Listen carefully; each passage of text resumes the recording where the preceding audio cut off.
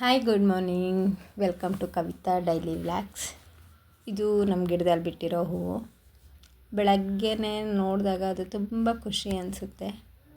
So ಇವತ್ತು ಮಂಗಳವಾರ ಆಗಿದ್ದರಿಂದ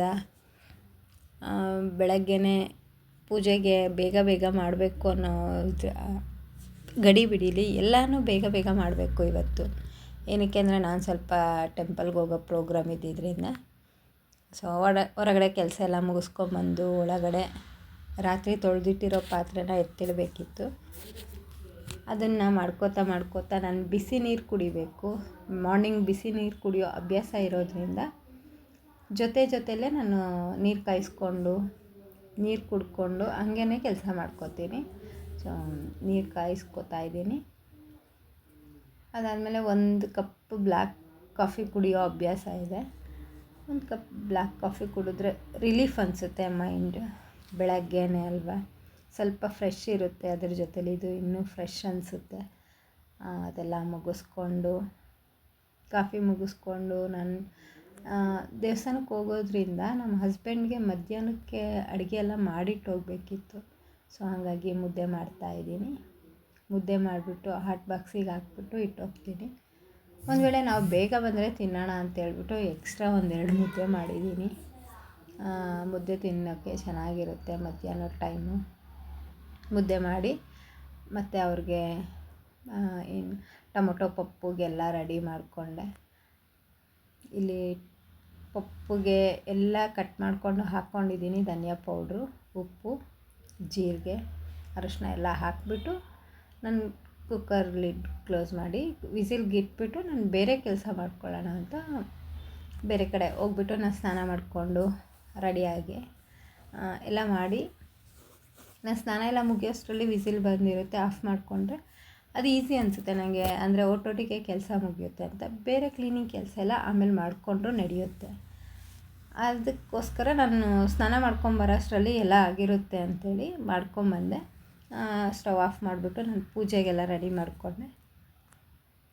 ಹೂವೆಲ್ಲ ತೆಗೆದು ಕ್ಲೀನ್ ಮಾಡಿ ಮತ್ತು ಹೊಸ ಹೂವು ಇಟ್ಟು ದೀಪ ಹಚ್ಚಿ ಪೂಜೆ ಮಾಡಿ ಎಲ್ಲನೂ ರೆಡಿ ಮಾಡಿಕೊಂಡು ಪೂಜೆ ಮಾಡಿದೆ. ಪೂಜೆ ಮುಗಿಸ್ಕೊಂಡು ಹಾಗೆ ಅನ್ನಪೂರ್ಣೇಶ್ವರಿನ ನಾನು ಕಿಚನಲ್ಲಿ ಇಟ್ಕೊಂಡಿರೋದ್ರಿಂದ ಅಲ್ಲಿನೂ ಪೂಜೆ ಮಾಡ್ತೀನಿ, ದೀಪ ಹಚ್ತೀನಿ. ಶುಕ್ರವಾರ, ಮಂಗಳವಾರ ಸ್ಪೆಷಲ್ ಡೇಸ್ ಇದ್ದಾಗ ಅಲ್ಲಿ ದೀಪ ಹಚ್ತೀನಿ. ಬಾಗಿಲಿಗೆಲ್ಲ ಪೂಜೆ ಡೈಲಿ ಮಾಡ್ತೀನಿ. ಇವತ್ತು ಮಂಗಳವಾರ ಇರೋದ್ರಿಂದ ಇನ್ನು ಸ್ವಲ್ಪ ತುಂಬ ಕೇರಾಗಿ ಮಾಡ್ತೀನಿ. ಸೊ ಎಲ್ಲರೂ ನೆನ್ನೆನೇ ಮಾತಾಡ್ಕೊಂಡಿದ್ವಿ ನಾವು ಇವತ್ತು ಟೆಂಪಲ್ಗೆ ಹೋಗೋಣ ಅಂತ.